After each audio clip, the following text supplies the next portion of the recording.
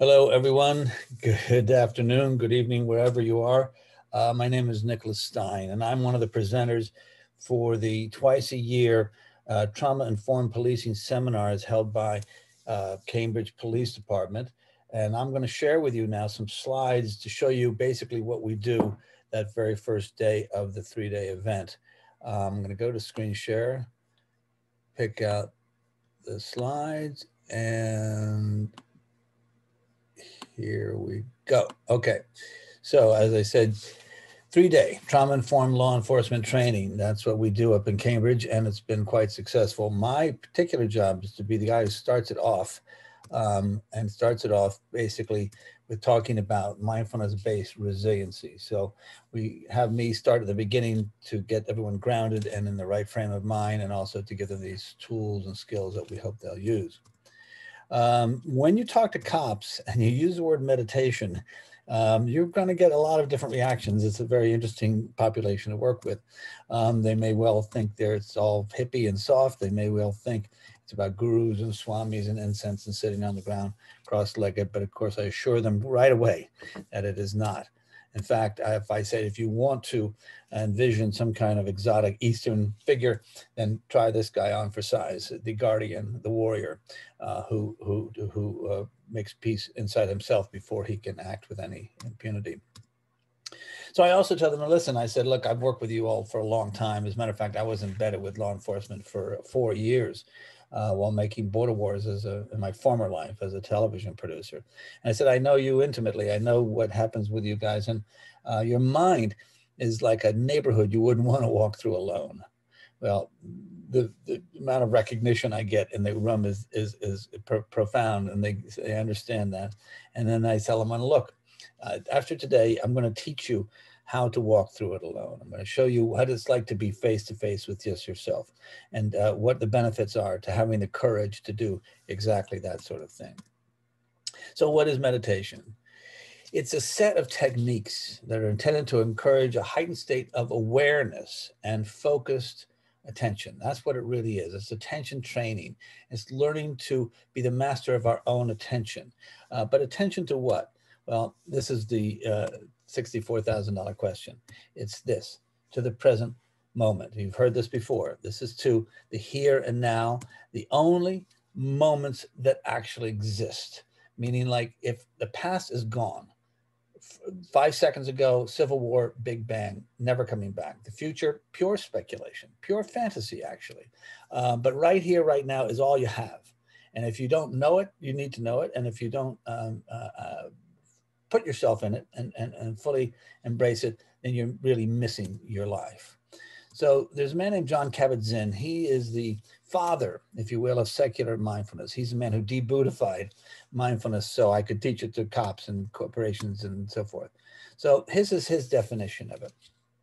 Mindfulness is learning to pay attention to the present moment on purpose, with intention, but in specific ways, with openness, curiosity, and non-judgment. Now, the last part's the hardest of all. Like, we all judge everything constantly, like we're opinion-making machines. But we can learn through our awareness training, we can begin to see those biases and prejudices and begin to see more clearly what life really has for us. So if you want to get fit, you're going to go to a gym, right? I mean, that makes sense. You want to really get physically fit, you're going to end up in a gym. But if you want to get more and more mindful in your life and in your days, then this is the gym that you go to. It's called meditation, the formal meditation, sitting meditation. And so this is what I teach them as well. So in the course of the day, we'll meditate about 6 or 7 times, all woven in with the instruction. And here are some images of us going through these processes. And as you can see, these law enforcement officers take to it surprisingly well and with an open mind. And it's really quite encouraging. Then we also do some concentration exercises. This is the most popular one, of course. It's the raisin exercise. We will literally give everybody 1 raisin, and we will spend 5 minutes looking at it, weighing it, touching it, holding it up to the light, smelling it, listening to it, finally eating it crunching in on it and letting that flavor explode in your mouth. And this is an incredible exercise in what it's like to really focus, to yield to the present moment.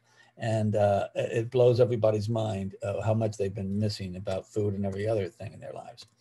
This is also a really important thing that we do called mindful talking and listening. Let me go back here. Go back to that slide. Okay, mindful talking and listening is a tremendous exercise. We break up into groups of 3. And what happens is one person is a designated talker for 90 seconds or so, and the other 2 people are listeners, and they listen completely. They meditate on the talker, if you will. They're taking their meditation practice, they're bringing it to the real world. So they don't interrupt, and they don't even agree. They just listen. And the speaker speaks from the heart and authentically, and then they trade places and they go around the circle.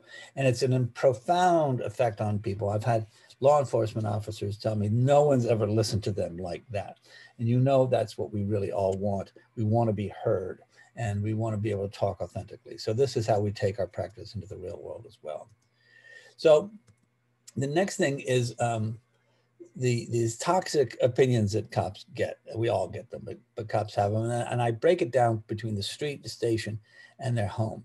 So we fill up these whole sheets of paper because I ask them to give me feedback on what really bugs them, what really infuriates them, what really gets under their skin, having to do with their work on the street, about the population, but the public they're dealing with, and all the other things that have to deal with it, whether it's bicycles or homeless people, or people have opinions about the cops, they don't want to hear it, or it's in the office where it's a lot about, you know, is it the meritocracy or is it politics and lots of other things. And then finally at home, how do you deal with it when you go home and you've seen terrible things, and you know, what do you do with your family and so forth.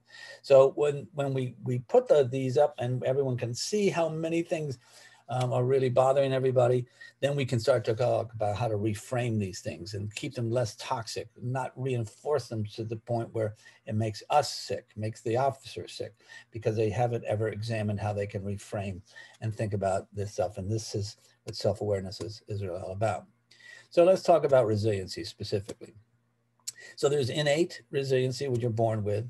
Then there's, of course, adaptive that you learn to take on as you go along. But then there's something that's really learned, acquired, like a skill set. Now, there's all kinds of ways to teach resiliency. This is a typical way, like in the Army, they do this in a lot of places. And they give you advice. Okay, read some of these things. Stay positive. Eat a balanced meal. Take time to rest. Good advice, right? Believe in yourself. Of course, great advice. Exercise more, drink less, have a sense of purpose, and so forth, right? Now, all these things are the kind of things your mother would tell you, right? They're so right on the money, spot on, they're totally forgettable. So we're going to try to do something, a different way to build resilience through this mindfulness practice, through meditation. And it's what I call real resilience. And it comes via the practice itself. This is what we do. This is how it builds up organically over some time, but it really is effective.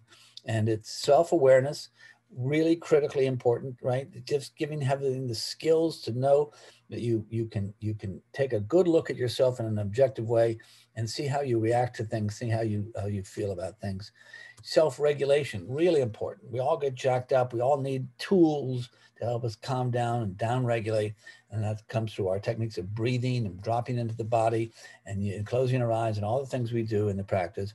And then even self-worth, the sense that you are a special human being, but you're also a vulnerable human being. You are somebody who's worthy of taking some time for themselves, and what I call a radical act of self-care. And so it builds up your own sense of self-worth. And so really at the end of the day, mindful cops, what we train increases and reduces certain things. It increases attention and focus, right? We need this throughout our lives. We're so easily distracted, so this is important. Social connections, like the mindful talking and listening. That's how you build up a good social network, like the Army told you to do. Emotional stability, right? You need to self-regulate. You have a way to soothe yourself, right? This is all important to resilience. And then trauma recovery, right? This is really important to cops. They see terrible things. They go through terrible things. And this is a real tool that they can go to every day. It lowers stress, impulsivity, aggression, and negative thoughts. So, I mean, you can't have any other tool that I know of that would be so beneficial. So that's what I want to tell you. This is the book I just published called Mindfulness as a Second Language, a no nonsense guide for creating a lasting, fulfilling meditation practice. My name is Nicholas Stein. Strategic Stillness is my company. I will stop the screen share now and tell you thank you for listening, and have a great conference.